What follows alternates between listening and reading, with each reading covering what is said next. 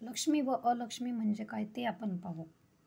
समुद्र मंथनातून स्त्री महालक्ष्मी आणि तिची बहीण अलक्ष्मीचा जन्म झाला. श्री महालक्ष्मी म्हणजे येणारे धन आणि अलक्ष्मी म्हणजे येणारे धन जो खर्च होतो त्या खर्चाला अलक्ष्मी म्हणतात. याप्रमाणे लक्ष्मीची थोरली बहीण अलक्ष्मी ही देखील पूजनीय आहे. अलक्ष्मी ही लक्ष्मीची मोठी बहीण असून ती दुर्भाग्याची देवता मानली जाते.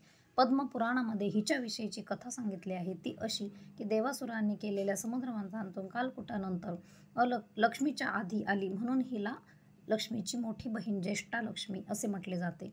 कालकूटानंतर अलक्ष्मी वर आली. तिचे तोंड काळे, डोळे लाल आणि केस पिंगट होते. तिच्या शरीरावर म्हातारपणाच्या खुणा होत्या. अलक्ष्मी समुद्रातून वर आल्यावर ती देवांना म्हणाली, मी काय करू?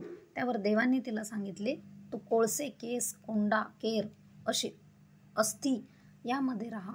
ज्या घरात कलह असेल तिथे तू राहा.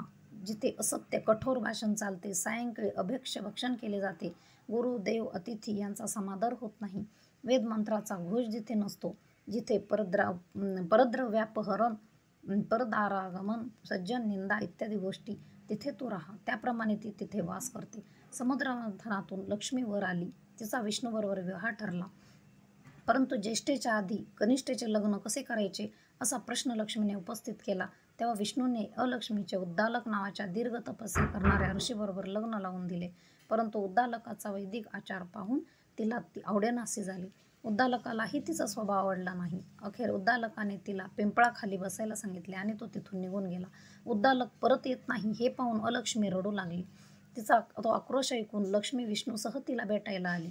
विष्णूने तिचे सांत्वन केले, तिथेच राहायला सांगितले. तो म्हणाला, दर शनिवारी लक्ष्मी तुला भेटायला येईल. त्यामुळे शनिवारी अश्वस्थ पूज्य मानला जाईल आणि जो तुझे पूजा करतील त्यांच्या ठिकाणी लक्ष्मी निश्चित राहील. तिला 3 वरही दिले. पहिला वर, जिथे भक्तीचा अभाव, आळस, व्यसनाधीनता, नास्तिकता, अधर्म असेल तिथे तिने वास्तव्य करावे. दुसरा वर, शनिवारी अश्वस्थास प्रदक्षिणा घालणाऱ्यास तिने पीडा देऊ नये. तिसरा वर, दरवर्षी भाद्रपद महिन्यात ज्येष्ठा नक्षत्रावर तिची पूजा केली जाईल.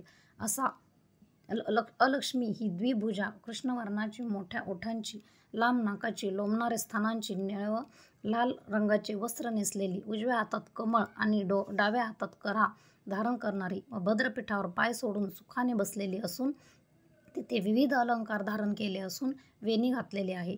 तिच्या रथावर काक चिन्हांकित ध्वज असतो. ती कन्यापुत्रासहित असते. तिच्या उजव्या बाजूला मागे बेलाचे तोंड असलेला मुलगा असतो.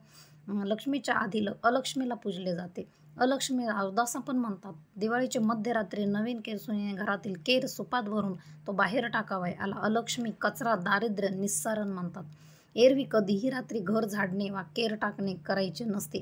फक्त या रात्री ते करायचे असते. कचरा काढताना सुपे आणि दिमडे वाजवूनही अलक्ष्मीला हाकलून लावतात. शुभम भवतु.